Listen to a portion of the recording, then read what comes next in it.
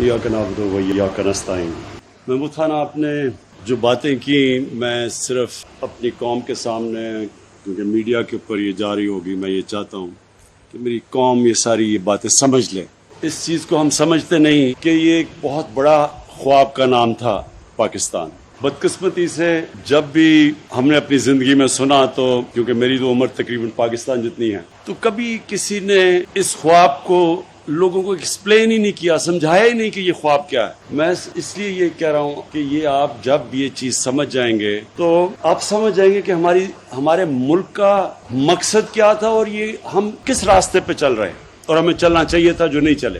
دیکھیں، نماز میں جب ہم پڑھتے ہیں، مجھے حیرت ہوتی ہے کہ کئی لوگوں کو یہ نہیں پتا کہ نماز میں وہ اللہ سے مانگتے کیا ہیں۔ ایک ہی چیز مانگتے ہیں کہ اللہ، دو زندگی میں راستے ہیں، ہمیں اس راستے پہ لگا جس پہ تو نے نعمتیں بخشی، دوسرے راستے پہ نہیں جو ایک انسان کے تباہی کا راستہ۔ یہ ملک کا بھی یہی ہے، ملک بھی دونوں راستوں پہ جا سکتا ہے، اپنے تباہی کے راستے پہ اور اس راستے پہ جس پہ اللہ کی نعمتیں بخشی گئی۔ مدینہ کی ریاست کے اوپر سب سے زیادہ اللہ نے اپنی نعمتیں بخشی تھی۔ دنیا کی تاریخ کا سب سے بڑا انقلاب تھا، ہمیں تاریخ ہی نہیں پتا، کبھی اس طرح کا چینج آیا ہی نہیں دنیا میں، اور اس لیے اللہ نے ہمیں حکم دیا کہ نبی صلی اللہ علیہ وسلم کی زندگی سے سیکھو، ان کے راستے پہ چلو، کیونکہ وہ ہماری بہتری ہے۔ ہم اگر ان کے راستے پہ جاتے ہیں، ایک انسان جاتا ہے وہ بڑا انسان بن جاتا ہے، اور اگر ایک قوم جاتی ہے تو وہ قوم اوپر اٹھ جاتی ہے۔ جس طرح مدینہ کی ریاست کے اندر دنیا کی تاریخ کا سب سے بڑا انقلاب آیا تھا، اس کی کوئی دنیا میں مثال نہیں ہے کہ وہ قوم، اس نے دنیا کی کئی صدیوں تک امامت کی، جس کی حیثیت ہی کوئی نہیں تھی، جن کے کوئی آپس میں قبیلے لڑتے تھے، کوئی پوچھتا نہیں تھا ان کو۔ دو ایمپائرز تھے، سپر پاورز تھی، رومن ایمپائر اور پرشین ایمپائر۔ ادھر سے وہ اٹھ کے، اور یہ بھی دنیا کی تاریخ کا ایک حصہ ہے کہ اتنی تیزی سے کبھی بھی کوئی قوم دنیا پہ غالب نہیں ہوگی۔ تو ہم جب ایک بڑے خواب کا نام لیتے ہیں پاکستان، تو وہ ہمارے جو نظریاتی لیڈر تھے، علامہ اقبال، وہ یہی کہہ رہے تھے، کیونکہ سارے مسلمان تو پاکستان میں نہیں آ سکتے تھے بر صغیر کے، لیکن یہ اس ملک نے ماڈل بننا تھا اس ریاست کے اوپر جس نے اس قوم کو ایک عظیم قوم بنانا تھا۔ تو اس کے کئی اصول اللہ نے طے کیے ہوئے ہیں۔ سب سے پہلا اصول، قانون کی بالادستی، رول آف لا، جس کو انصاف کہتے ہیں، سب قانون کے سامنے ایک برابر۔ جو ہمارے ملک کی تباہی کا سب سے بڑا سبب کہ امیر کے لیے، طاقتور ڈاکو کے لیے این آر او اور بیچارہ غریب جیلوں میں جا رہا ہے، یہ ہماری تباہی کا سبب بنا، جس کے اوپر میں بار بار یہ حدیث اپنی قوم کو سناتا ہوں کہ دنیا کے عظیم لیڈر نے کہا تھا کہ بڑی قومیں تمہارے سے پہلے تباہ ہوئی، جدھر طاقتور کے لیے ایک قانون اور غریب بیچارہ جیلوں میں۔ دو اصولوں کے اوپر ہم نے پاکستان کو کھڑا کرنا ہے، ایک قانون کی بالادستی، اور یہ جو سارے مافیا اس وقت اکٹھے ہو کے این آر او لینے کی میرے سے کوشش کر رہے ہیں، اور جو نہیں کبھی کامیاب ہوں گے، کیونکہ میں نے ان کو کبھی این آر او نہیں دینا، ان کو قانون کے نیچے لے کے آنا ہے، یہ میرا سب سے پہلا مقصد ہے۔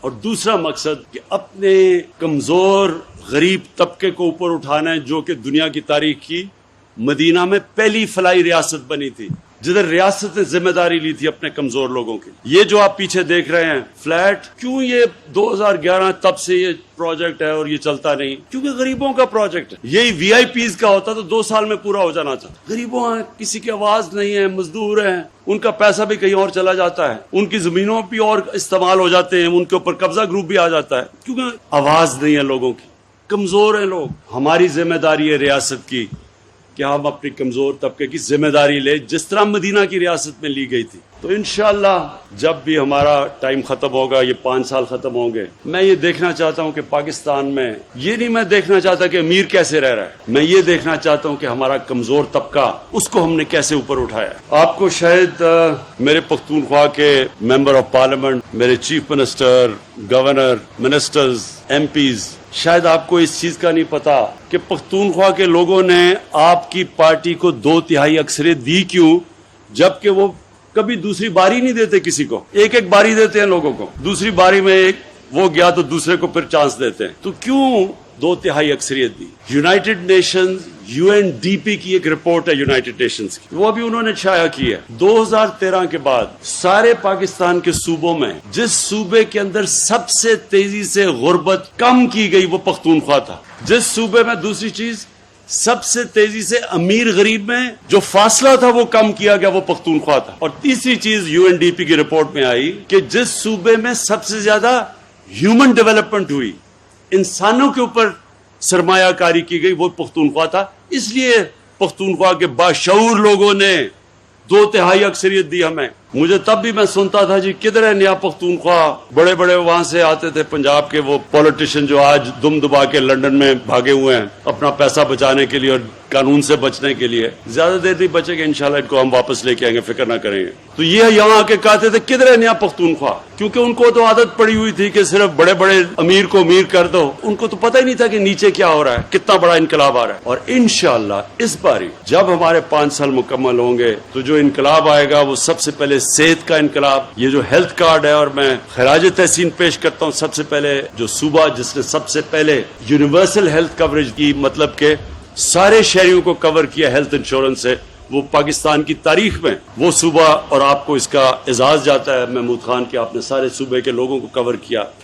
और आईडी कार्ड जो आपका है, एक पख्तूनख्वा के शहरी का आईडी कार्ड का मतलब कि उसका खानदान को हेल्थ कवरेज पूरी मिल गई है 10 लाख रुपए की। और इससे आप देखेंगे कि प्राइवेट सेक्टर अब अस्पताल बनाएगा। हो सकता है कि आपको यहाँ महमूद खान पैसा ही ना खर्च करना पड़े, प्राइवेट सेक्टर आके यहाँ अस्पताल लगा दे। आप प्राइवेट सेक्टर को अब जमीन दे दे। सिर्फ प्रॉब्लम ये होता है कि जमीन की शहरों में इतनी ज्यादा कीमतें हैं कि वो अस्पताल बनाते हुए वो डरते हैं। तो अगर आपने उनकी कंसेशन पे यहाँ जमीन दे दी तो प्राइवेट सेक्टर, क्योंकि अब तो सबके पास हेल्थ कार्ड है। पहले तो ये था ना जी गरीब इलाकों में जाता कोई नहीं था प्राइवेट सेक्टर में, अब तो सारों के पास हेल्थ कार्ड है।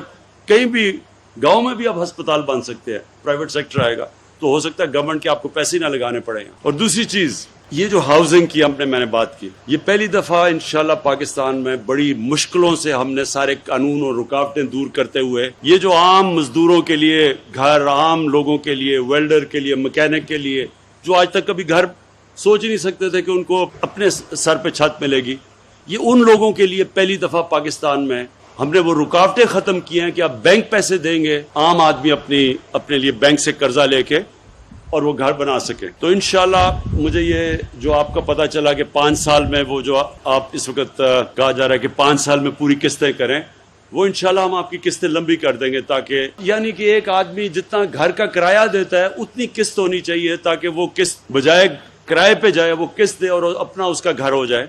तो इंशाल्लाह वो मैं उसका पूरा करूंगा। और वो जो आपने बाकी आपकी ज़मीनें पड़ी हुई हैं, जो लेबर की ज़मीनें पड़ी हुई हैं, मैं नया पाकिस्तान हाउसिंग को ख़ास तौर पे जाके आज ही बल्कि कल पहुंच के मैं ऑफिस में ताकीद करूंगा कि आपके साथ बैठ के एक पार्टनरशिप करें, ताकि ये जो जितने भी आपके यहाँ हम कंस्ट्रक्शन शुरू कर सकें और मजदूरों के घरों पे, ताकि सारी जगह काम शुरू हो जाए। और आखिर में मुझे जो सबसे ज्यादा खुशी हुई वो ये कि मैं 2 साल पहले आके ग्राउंड ब्रेकिंग की थी ममन डैम की। तो आज जब मैंने वो जो ममन डैम देखी है, कोरोना के बावजूद पूरा उसके ऊपर काम हो रहा है और 2025 में ये डैम बन जाएगी। और इस डैम से 17,000 एकड़ जमीन मजीद पेशावर के इलाके में उसके ऊपर सैराब हो जाएगी, उसके लिए पानी हो जाएगा। पेशावर के लिए 300 मिलियन गैलन का पानी आ जाएगा, क्योंकि पेशावर का पानी नीचे जा रहा है। तो इससे पेशावर के लोगों को पानी का भी मसला हल हो जाएगा। और फिर बिजली, जो बिजली यहाँ से होगी पेशावर के लिए, तो सस्ती बिजली हमेशा के लिए आ जाएगी ये ममन डैम से, तो ये भी आपका मसला हल हो जाएगा। माशाल्लाह ये एक वो प्रोजेक्ट है कि 50 साल के बाद ये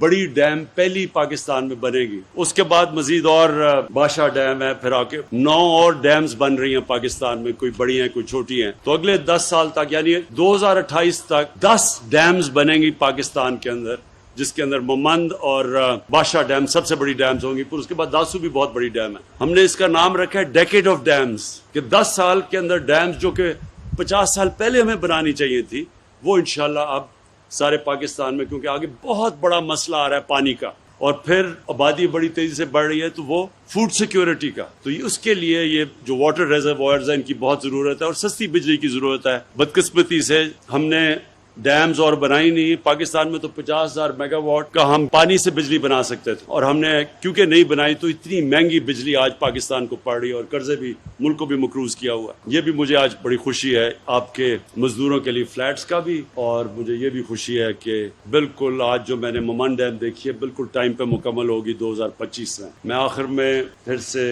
आपको महमूद खान पख्तूनख्वा, आपको और पख्तूनख्वा सूबे को खास तौर पे खराज तहसीन पेश करता हूँ, क्योंकि जो आपने हेल्थ कार्ड, जो आपने सबको हेल्थ कार्ड दिया है, यानी पख्तूनख्वा का आईडी कार्ड का मतलब कि सारे पख्तूनख्वा के शहरियों के पास हेल्थ कार्ड है, اور کسی بھی اسپتال میں اپنا علاج کروا سکتے ہیں. یہ کمزور لوگوں کے لیے، غریب لوگوں کے لیے سب سے بڑی نعمت ہے، اور اس کی میں آپ کو خراج تحسین پیش کرتا ہوں.